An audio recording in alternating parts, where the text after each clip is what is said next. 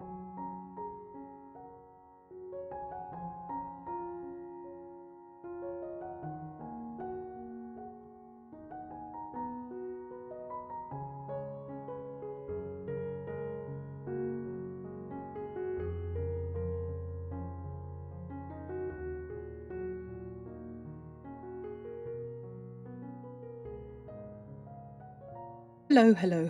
everybody, and welcome to another Monday. This week it's something a little tiny bit different, and I think you might enjoy it. It's something that's a little bit different in every way, to be fair. So before we get to that, my name is Debbie, and I'm a mixed media artist, and I have been an artist for a very long time. I realise that my 30th year anniversary is coming up in September, so not long now.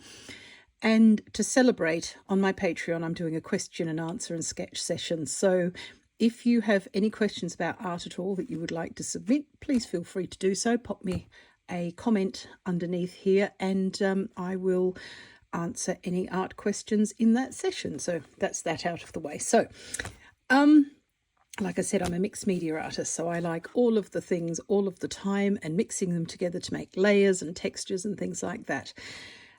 As usual, if you like what you see, leave me a like because it really helps the channel grow, and do comment if you have something lovely to say. I would love to read it. And that's it's one of the highlights of my day, is reading and answering the comments. I think it's really important to have that community, and it's nice to meet you, even if only online.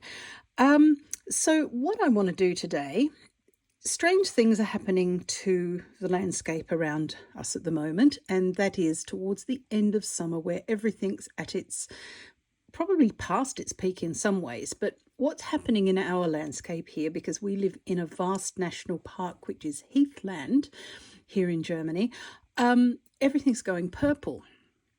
And I've noticed friends who live in other places where lavender is the dominant plant, they're going purple as well. So I wanted to spotlight a colour, and the colour had to be purple because it's an unusual one. I mean, when we think of landscapes, we normally think about green.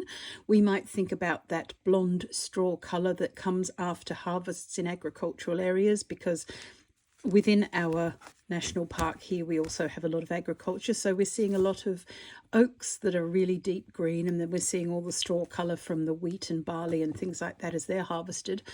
But there's also this purple, which you don't always see in huge quantities, but it's there. And, well, in some places, people come from all over Europe to see this particular national park. And it's a bit like the lavender fields in France. It's kind of famous for the area. So there are purples and there are purples, and it's one of those colours that is quite divisive and polarising. You either love it or you don't, or you like this purple but not that purple. And I've got my likes and dislikes as well. So what I've done is, I thought, instead of doing a sketch this time, we're going to have a swatching session of all the purples that I consider to be brilliant. Hopefully you will agree with me for most of them. And before we kick off with that, I would like to show you a couple of examples of my work where I've sketched and painted pictures of our national park, and you can see what I mean. This first one is a little bit bright, but trust me, you will have seen in the intro package that I put with this video that this purple across the fields is actually normal. This is not a filter. It is nothing at all doctored. I mean, sometimes obviously people do that to their photos when they take them, but this particular lot, no. And I can actually hand on heart attest to if you go walking in the heather fields around here, that's the purple you see. And Yorkshire, north of England, Yorkshire has the same sort of thing. So wherever you're finding these great big areas where the blossoms occur at a certain time of the year, for Germany, North Germany, where I live, it is August. It's only a very short time, 2 months. Yeah, 2 months in August. That sounds right. 2 weeks in August before it starts to go off again. And at the moment, it's just building. So when you drive past the fields, you see this blush of purple happening. And It's a funny colour to use in art because it can be very overwhelming and look very fake, even though it isn't. So what I've discovered in my practice, years and centuries of practice it feels like, is that certain colours work better than others. Even if it isn't the purple you're actually seeing, sometimes you have to translate it, if that makes sense, into art. So here's one I did. This one's got, it's mixed media, it's all sorts of things, but the actual heather I've done with oil pastels and then fixed it, so because it'll take another millennia or so to dry. So I fixed that one, which works really well. This one is a hell of a lot more muted. Sorry about all the distractions. It's my sketchbooks are filling up. I really quite like this muted tone. This is sort of what it looks like as it moves away again. And as you can see, some of these are autumny trees, so most of the purple's gone off and it's become a nice rich brown, which is also attractive. And it's attractive with the purple that's left, because there will always be one or two little bits still left. So it works. Nature knows what she's doing. This one here, that one not so much, but this one here, again in the sunset, warm, little bits of impressionist type flowers. And just to give you a hint that there is a sea of purple, and the sky not being traditional blue or indeed grey, which anything can happen, that makes the purple look slightly different. It also changed the green values that I use, so that's quite important as well. And this one here is more subtle again. Here I want, oh gosh, yes, it's quite in your face, isn't it? Sorry, let me get rid of that for a minute. Here we can see bits of purple as you come closer, but it is mixed in with the green. And of course it's a slightly different time of year, which is, it's a bit weird really, because it should be summer, because it only blooms in summer. So sometimes you get a bit of an outlier, like a variety of the heather that doesn't understand that its only time is August, and it'll occur at other times. Just freak weather sometimes, you know how it is. It's nature.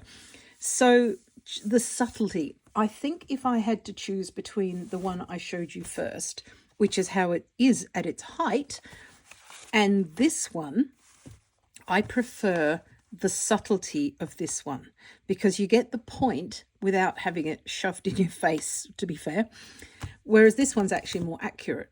That's what it looks like. This is better in a painting, and that's what I mean. Sometimes you have to change what it is you're showing in the painting, use what we call artistic license, to change what we are going to actually see so that it's more believable. And as I've said in several videos, we're not after realism, we're after believability. And this is why stories like Harry Potter work so well. You know it's not real, probably. My Hogwarts letter didn't come. I'm sure it's lost somewhere. I'll check the dead letter office. We know it's not real, but it's still believable. It's got a ring of believability about it, and art has to have the same. You can't, you know, I mean, okay, I understand there are art movements where all the trees could be upside down and bright blue, but by and large, most people who want a landscape want it to be believable, restful, peaceful, all of that sort of thing. So you can sometimes tone it down. Right, so those are some examples of the paintings that I've done of the area where I live. Now, moving swiftly on, as I mentioned, I'm a mixed media artist, so I like everything all the time. And here is a small selection of the purples that I particularly love and that I would like to swatch for you. I've got some others here too in my watercolor palettes. So all up, this is what we've got. They're not all purples, there's only one in some of them. So yeah, you will not be here longer than a week, I promise. Purple is an easy colour to make, and you make it with red and blue paint, and depending on, or colour, whatever red and whatever blue you use will depend on the purple that you get out of it. You can then make it lighter or darker with black and white. You can also, we mostly know that. However, there's another trick that I learned a long time ago which has been brilliant and I'd like to share with you. is when you make it with two of your primaries, in this case blue and red, there's one primary left over and that's yellow. So that's the colour that you use to tone it down. So if you've got this colour that looks, it's just too bright a purple. I think we all know the colour I'm talking about. It's a bright, bright purple. Used on some chocolate wrappers, that particular purple. It's the one I don't like. And I used to say I don't like purple because I didn't like that purple. However, there is a world of purple. And that is what I would like to explore a bit today. So I think what I might do is to get the wet media done with first. So we'll pop these aside, excuse the noise, pop these aside for just the time being. Cleverly dropped one on the floor, that's necessary. Make sure you do that. These are also considered dry media for the argument we're having here, which leaves us with gouache and watercolor. And now I'm not going to label these swatches, I'm going to say them, and I'll make it as clear as absolutely possible and then let you know exactly what it is that I'm working with. I will grab a quite simple round brush for this because we're not doing anything in particular, we're just putting colour onto a piece of paper. And what I think is particularly useful here is that you see what colours I recommend. Now, the difficulty is going to be with brand names. I will give you the brand name that I'm using and the colour because those colours are quite often registered to that brand name and you won't find them anywhere else. But I'm in Germany and you can't get some of these things in other places and I can't get things that you can get. So that's where the swatch comes in and you can have a look at that and see what it actually looks like and get a colour that's very, very close to it. And quite often if you ask at an art shop, they will be able to say, well, look, no, we can't get that brand. We got this one and this is quite a close colour, or you'll see it in the shop itself. Let's start off. You won't start with gouache because gouache makes a mess of the water. Let's start with this strange beastie here. This is put the brush down. It's really not difficult, you would think, would you? This is a Japanesque colour, Gansai Tambi as a rule. These watercolours, a lot of it is in Japanese, so we're going to have trouble with that from the get-go. However, it is the Shadow Black collection, which means that all of these are lovely and muted. They look like black apart from the yellow one, which looks green. It's all very confusing. However, and I've got another box of those here in different colours, and you'll see that it's a bit of a trend. By and large, they don't look like any particular colour, they're just black. So until you use them and see what they're like, you can't actually see. But I like this one. This is a lovely, rich, dirty, and those of you who know me quite well will know how I love a muted colour. This is a great example of a muted colour. It is the purplish black one in this range. Now, there are others here that I like too.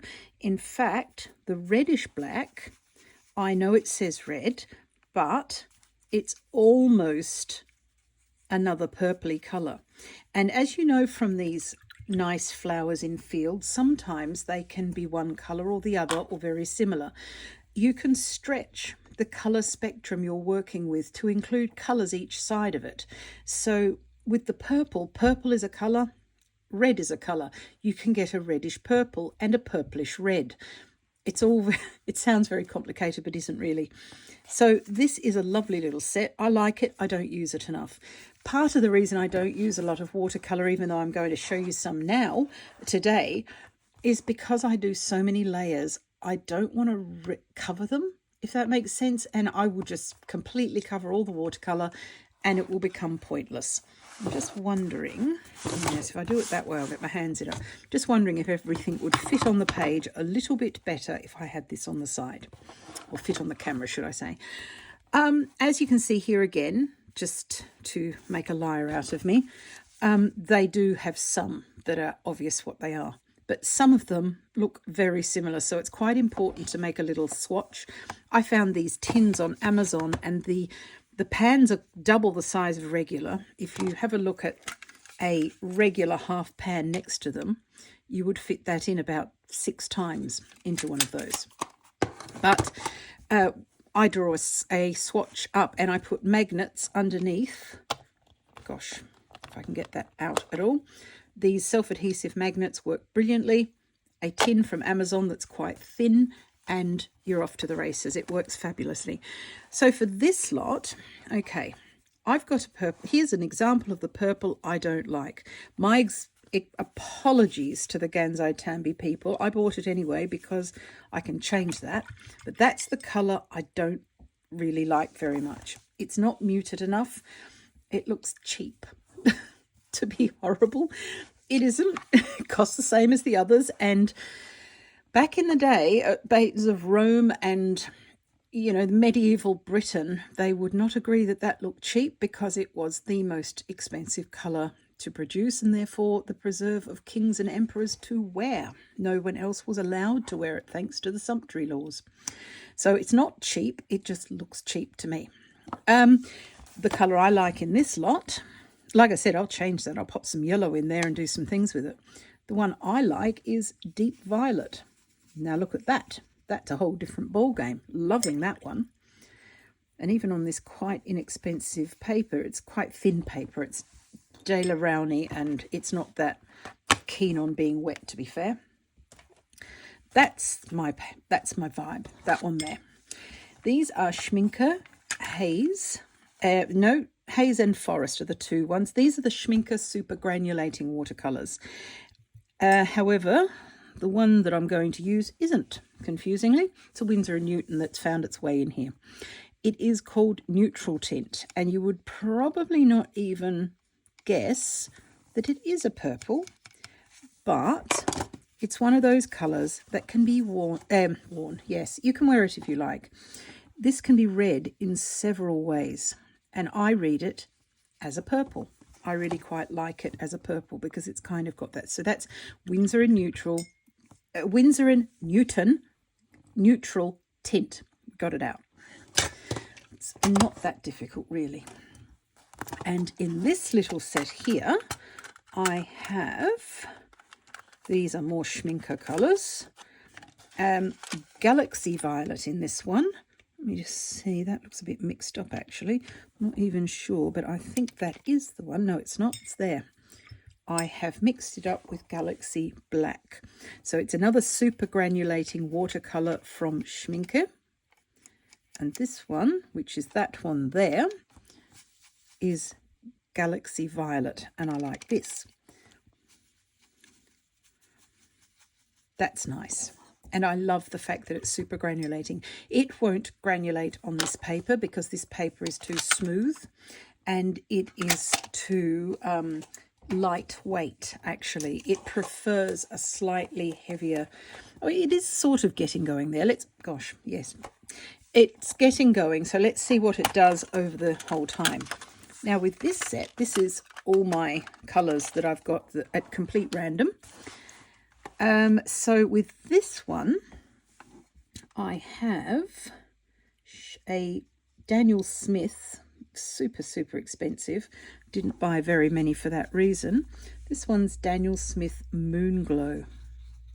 And I love that as well. It's just stunning. Another one that would quite like to granulate if it had the right paper to do it on. And then I've got a Van Gogh, which is a lot cheaper. And this one's Dusk Pink. Gosh, a bit heavy-handed there. Now, yes, it is a pink, the same way that this one is a red, but it still fits very nicely into a purple spectrum, and you can use it that way. Another one, that is simply not the right one to be in that section, I suspect. No, yes, it is. Another Daniel Smith up this end is Shadow Violet. Similar to the other one, but different enough to make me put my hand in my pocket for both of them. Yes, that is trying to granulate. And I'm not sure if you can see this here on camera. This one is producing a second very nice colour in the pink range. So those are superb. And like I said, the reason I don't use them in my work at the moment is because I don't want to cover them up and I do a lot of layers. I'm thinking that they would be a very, very good usage for the sky, and that doesn't get covered so much, and I can sort of go to town with something that really granulates on the right paper. The conundrum there is the sort of paper that these require to granulate is not the sort of paper that you want to use for the other things like coloured pencils. They just don't like granulated paper. It can get very coarse and you can't get fine detail. But okay, that is my watercolour collection of violets that I particularly love, plus one that I don't. But I'm not sorry it's there. Like I said, I'll change that, and you can see the difference there by, you know, sort of what floats my boat and what doesn't. This one is a Talens Plaquet Verf gouache. Excuse me to any people who are speaking better, well, any Dutch at all. It's a gouache from Talens, and it's a designer tempera farbe. That's that's the German. Then we got French. Let's just leave it at a Talens gouache. This one is red violet, and again, it's in the pink end of the spectrum and needs a little bit of sitting on, to be fair. Behaves differently to watercolor. I sometimes use it quite thin and sometimes quite thick. And here is a good point, a good time to mention this point that I would like to make. There's quite a lot of people who are saying, you know, the 10 mistakes you're making with gouache, what you're doing wrong with gouache. Can I just say you're probably not doing anything at all? I had a look at one of these. I can't remember who did it, and probably don't want to mention it here anyway, because everybody can have their own opinion in art. That's the good thing about it.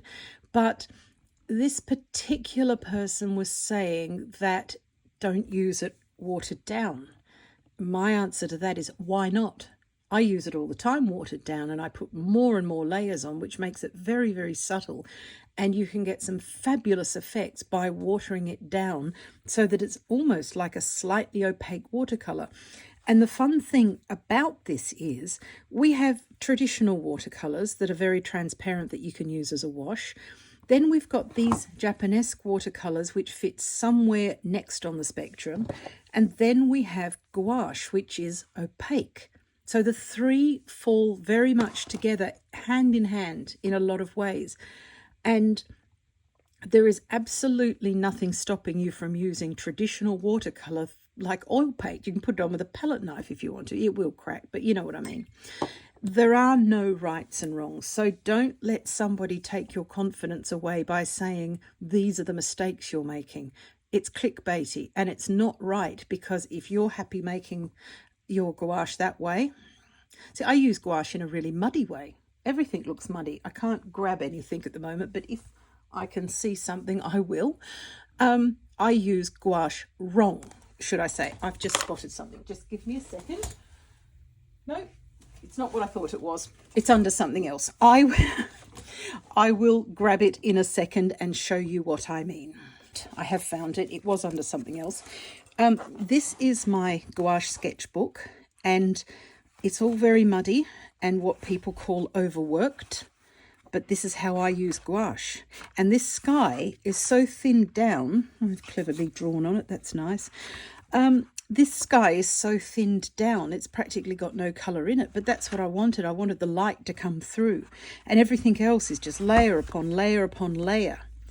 This is all done with gouache. That was actually this week's Patreon tutorial. One of my patrons actually requested a water lily, so we did that as a tutorial. Again, all gouache. This here, it's got some texture. You can actually feel it where I've built it up, but this would be considered wrong because it's not pure, lovely, bright colours. I don't care, and you shouldn't either. Rant over. Thank you very much for listening. Right, so you can use gouache thicker and completely matte opaque, or you can water it down to practically nothing, or anything in between those two states. This is blue violet, if I can get the lid off. And blue violet is probably closer to the purple I don't like. It is. It's a complete mess. Don't like that one. Little bit of yellow in that will change it. I could actually just grab the top of this tin. I can prove it to you. Let's take a very, very small amount. Gosh, yes, with what? Okay, brush it is.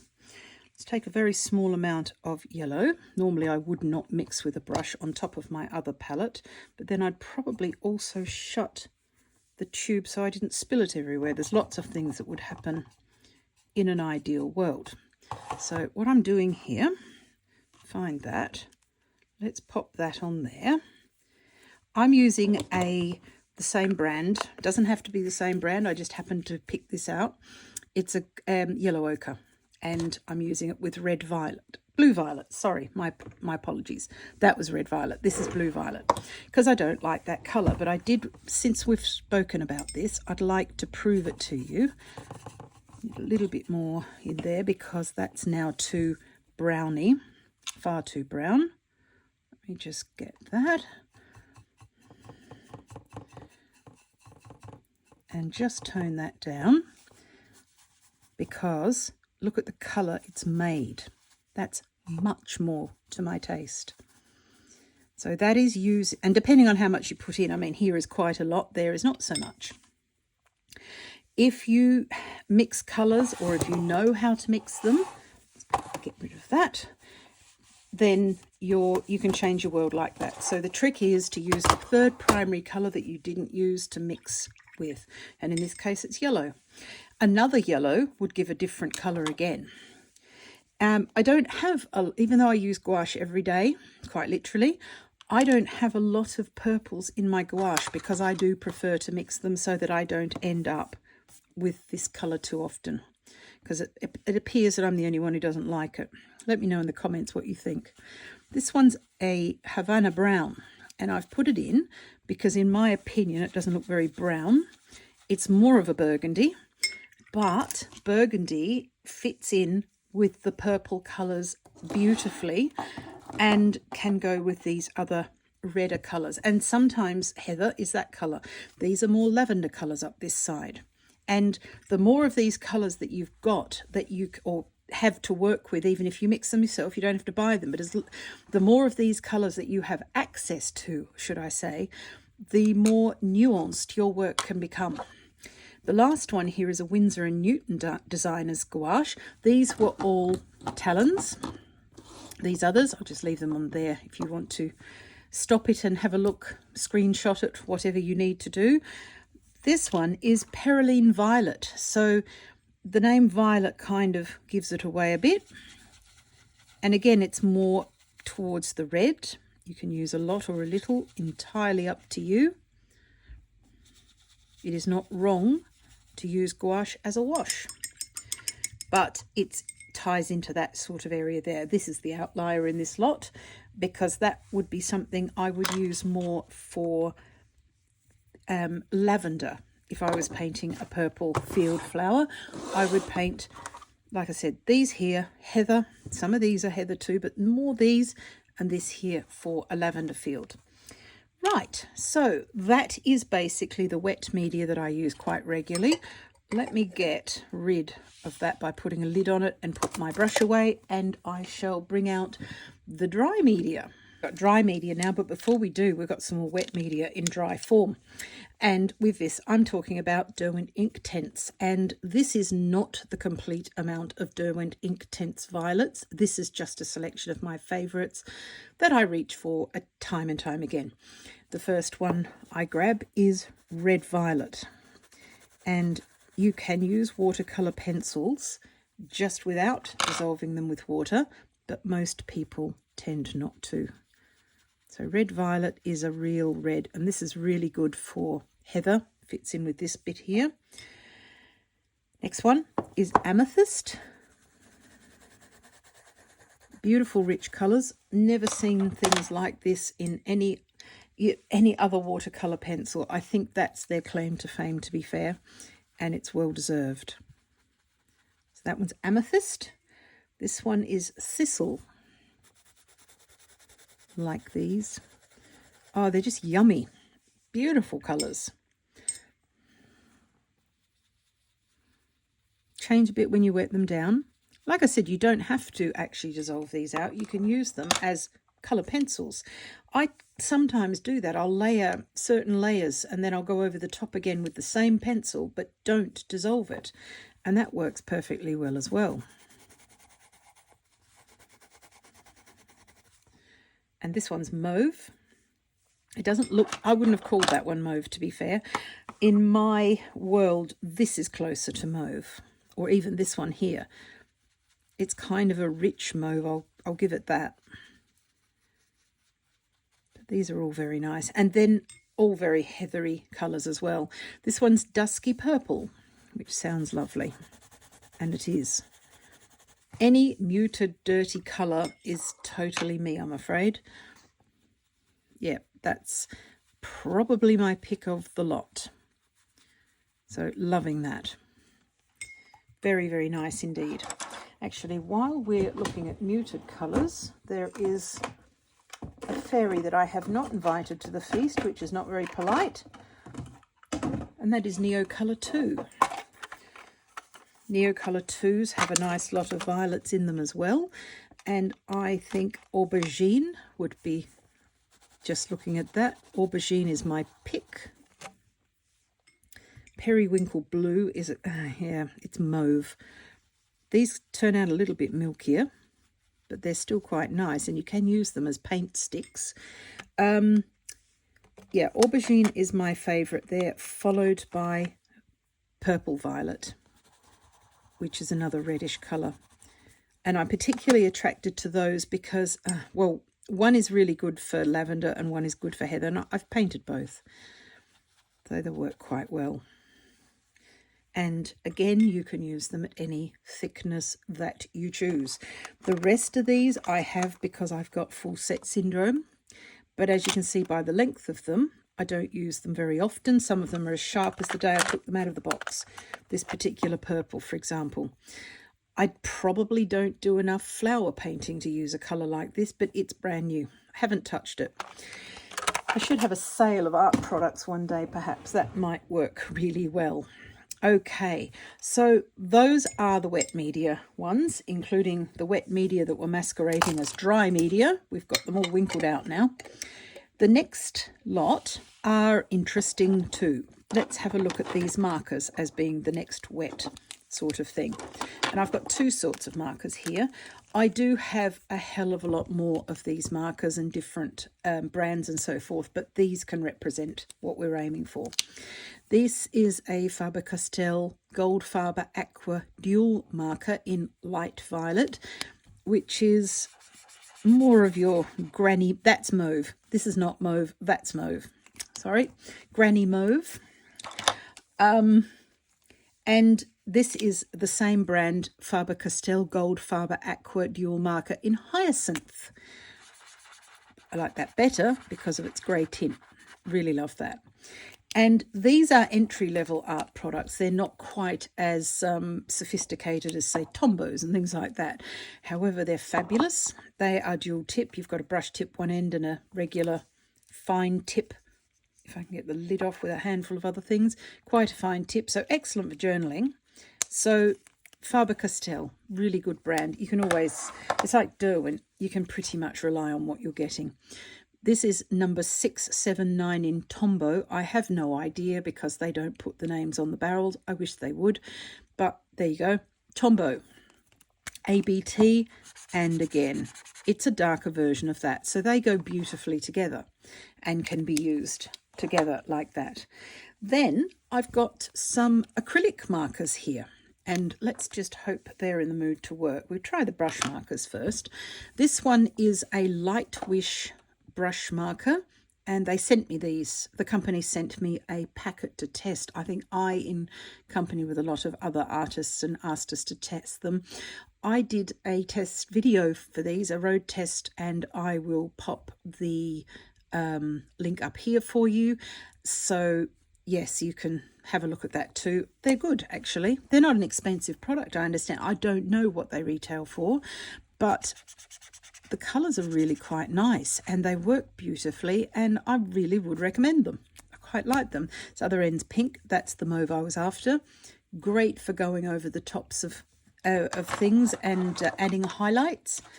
Then this one's more of a pink, but it's a Tuli Art Extra Fine in the Earth Tone set. And this one's, yeah, it's a little bit more pink, but why I like it is because of its small nib size. You can do a lot of fine work with something like that, and it fits quite nicely into the pinker range. To be fair, although labelled as purples, some of these I would simply put in as pink. That's gone way off. These, as they dry, also way off. These are the purples. But this is the trouble, you can't pick and choose, and each company does its own thing.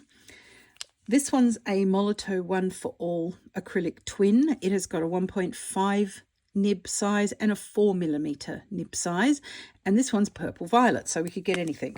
So you've got the big nib size here. Again, it's quite dark, quite a rich colour, and I've had enormous trouble getting the colours that I want in acrylic markers for purples. They're usually these lolly coloured mauves, and that's just not what I'm after. Right, next interesting thing, and something that I use constantly, are Caran d'Ache Neo Pastels. This one is light purple violet, and this one is mauve. There's always seems to be a mauve. It's probably closer to mauve. I'll accept that. They've done well. Goodness me, my power moment. Lilac. That's quite a nice colour. And one thing that these are particularly good at and good for, I wonder, can I get the bottom one here without tipping the whole damn lot onto the ground? I can, but it's not the right one. So going in again. Oh, there went something. Even if you don't want to do a field of lavender, can I find it? No, I can't. It's probably in the other one. While I'm talking, I'm just having a look through a sketchbook here, because there is a picture I drew of a buddleia. Oh, actually, this is a happy accident. Here's a lavender field that I did with Neo Colours and coloured pencils. So as you can see, these lolly mauves, shall we call them, so that we don't perjure ourselves about people who you know, might like them. I'm so sorry in advance if this is your favourite. I just find them next to these nice muted colours. However, it works in a setting like this, so that's worked. And this is another lavender field, again with the same colours. Somewhere in here, or somewhere in one of these bloody books, I've got a picture of a buddleia that I drew, but I can't find it. Let me see. May as well keep going through them. Gosh, it is really chaotic compared to what I'm normally like. I think it could be in here. No. Bluebells, another mauve thing. These are what I call my impressionist flowers, and these are done with these particular colours. The darker, you need the three colours to be fair, because the darker one makes the first marks, then the medium colour, and then the light colour for the highlights. So you can actually, oh, that one's done with all these watercolour markers like Tombows and things like that, and then cut out and put on as a bit of a collage, and that was a tutorial for my Patreons. Yeah, naturally I can't find the one I'm after, and when I do, I'll eat it, I suspect. I've looked in all the others, so let's look in the last one of here and see if it's in here. Yes, it is. It's in here. Goodness. This buddleia, I hope that was worth the wait. This buddleia is made with Neo Colours as well. So I've gone in first with gouache and made a background, then built up the layers with coloured pencils and things like that. And because there is a limit to what goes over what, the oil pastels are brilliant to go over the top and provide some flowers. So although most of the things I do are quite muted, every now and again I want a pop of colour, and the oil pastels are great for that. So you don't have to, some people do brilliant things with them. I don't, I just indicate flowers. These numbers are important. I'm putting together sketch zines of my work, which are in my Patreon shop, actually, and you don't need to be a member of Patreon to buy them. So I've got little tags on everything to show what's been used and what's yet to be used. These are soft pastels, and soft pastels, they're Mangayo Gallery, and this one is Deep Fade Violet, which I particularly like. It's lovely and soft, doesn't make very much dust. If your pastels are making too much dust, use less of them. More layers, less pastel, because apart from a little bit of mess on my finger, it's not gone everywhere. You can see that there's hardly any dust, and this is not pastel paper. So if you're having trouble with dust and you don't like them for that reason, use less of them. Some pigments are more dusty than others, but mostly it's because you've used too much and it's pressed too hard, whatever. Build up in layers instead. That one, sorry, while I'm chatting, that one is Pale Portrait Pink. And these two are particularly nice. Gosh.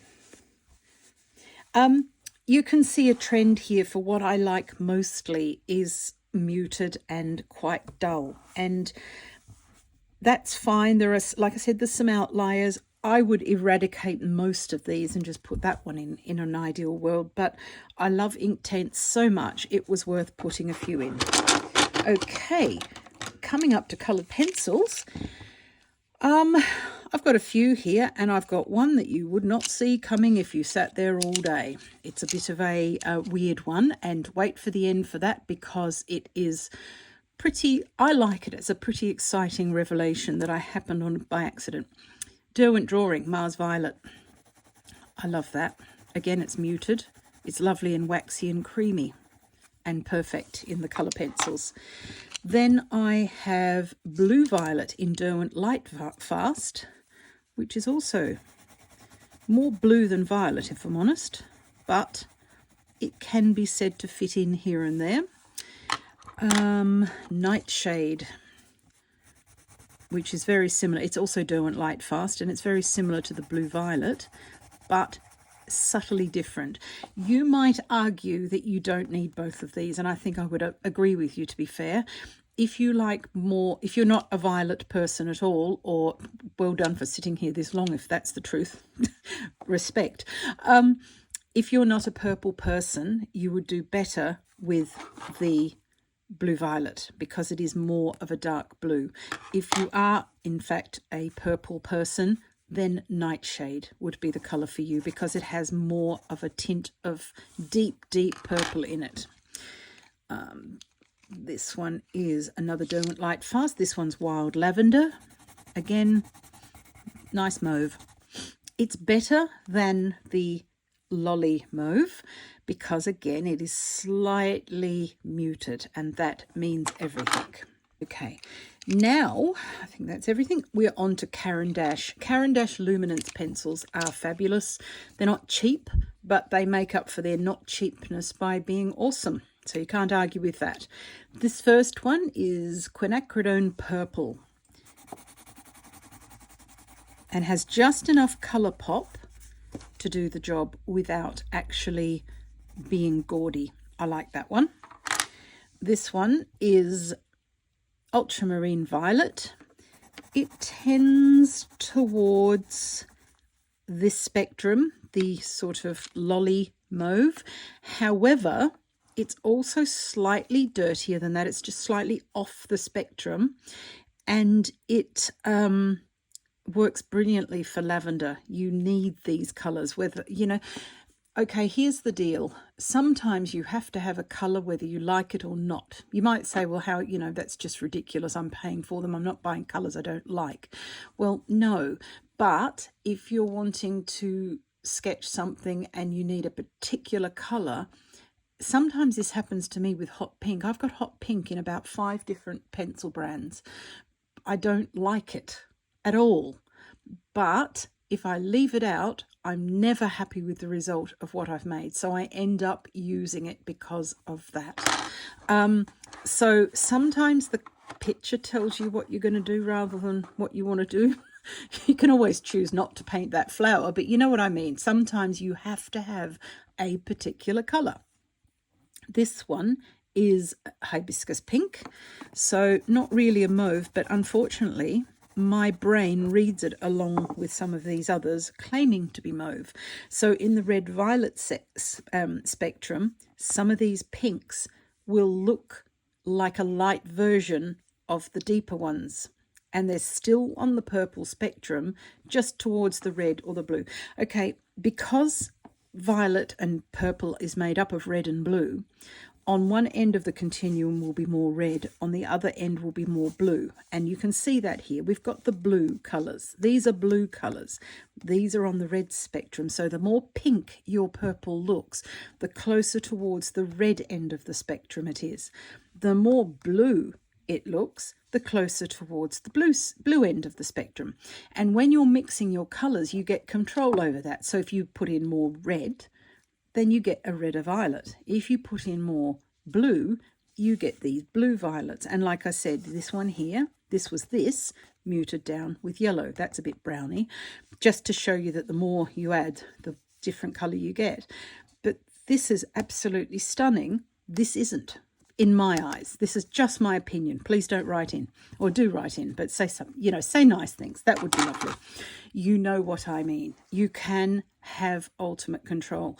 With a lot of these, especially these really expensive granulating colours, you don't get a lot of control. You can still mix them, but sometimes you would ask yourself why you would do that. And the other thing you can do with watercolours, again, I wouldn't use the expensive ones to do this necessarily, is you can change the colours by mixing them with black or white gouache. That's a whole different spectrum and will give you a different luminosity, different opaqueness, that sort of thing. Okay, this one's sepia 50%. It's not even violet. It doesn't even pretend to be. It says it's sepia, which is a brown. However, I see it as some of these violets. This one here, for example. Maybe kind of here. Definitely these two. That sort of marries in together for me. So this is a grey violet. So purple is, or grey purple. Purple isn't just a Cadbury's purple, which is great in its place, and if you love it, you love it. It's all sorts of other things as well. This one is Carmine Lake.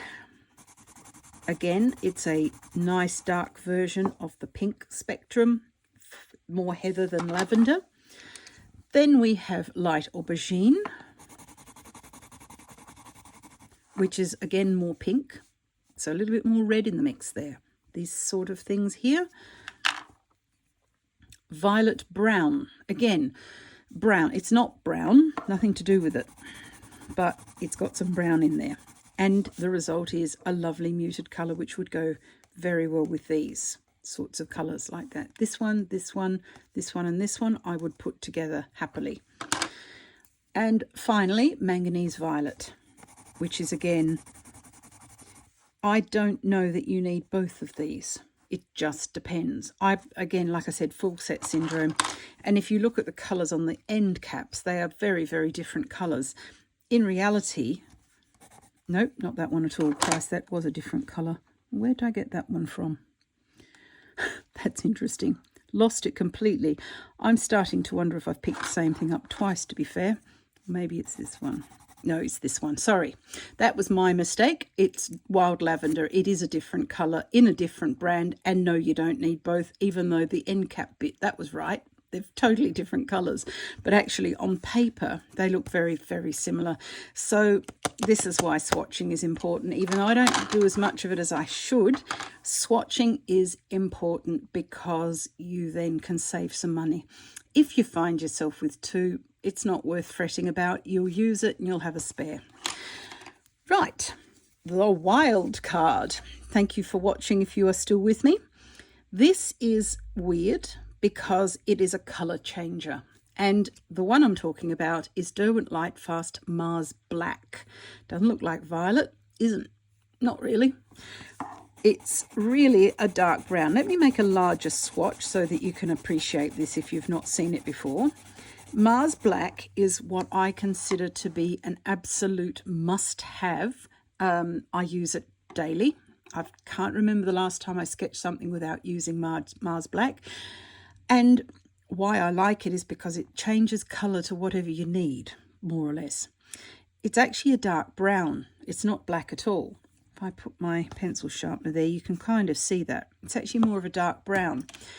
But if you happen to go over the top of it with a white pencil, the colour you get isn't brown, it's purple. And I, for one, didn't see that coming. Probably should, but I certainly didn't. The first time I used it, and I drew a tree because I love that rich brown that Mars Black gives on the tree trunks, because trees are neither brown nor grey nor black. They're somewhere in between the two of the three, and it depends what sort of tree and what time of the year it is. But then I went over the top with some white to give it some highlights, and I ended up with this beautiful purple colour. So that's a secret hiding in our pencil boxes, is Mars Black from Derwent Lightfast. And it is a fabulous pencil from a great company. Love Derwent. I paid for this. They didn't pay me to say that. I just love Derwent. And I coupled it just now with Chinese white. Any other white would almost certainly work as well, but it's one of those pencils that you get a couple of pencils for the price of one. And you can also use it as a black too. It is Mars Black, is not a pure black, not like some of the very deep blacks. It's a really interesting colour anyway, but it creates purple if you go over it with any other colour. For example, let's see, I can't see it here. Oh, that's yellow, that probably won't work. Let's try this one. Wheat, just on that little bit there. You get a slightly different purple if you go over it with wheat. It's just all beautifully muted and lovely. Right, my lovely people, that is my favourite purple spectrum and the swatches that I use to do some of my work. Like I said, if you've got any questions, please leave them in the comments below. If you're still with me, thank you so much. I really appreciate your time. Don't forget, if you like what you've seen here and like what you've seen in my sketchbooks, to consider joining my Patreon, where you can learn all of this sort of stuff. And the tier where you start getting all the goodies is less than €10 a month. I've tried to keep it quite inexpensive because we're all struggling. So, you know, art should be accessible. So do check that out. I would love to have your company. And there's a nice bunch over there of people too. Very nice community. So, yeah, this is what I've got and what I love. And, yeah, hopefully you'll find something there that's interesting too, but across the range of mixed media. And it's purple month. See if you can spot purple where you live, actually, and see how much it occurs in a landscape. Quite often it does. There might be a colour in the water or a shimmer on a path of any particular mineral that makes up that path. You'll start to see pink and purple around you more often. But yeah, purple, the colours purple. I did that on purpose, the plural in the title. Because it's more than just this colour. Thank you for watching. Have a fabulous week, and I shall be back next Monday with another one. I think it's an art haul. I've accidentally gone to the art shop. Bye for now. Bye.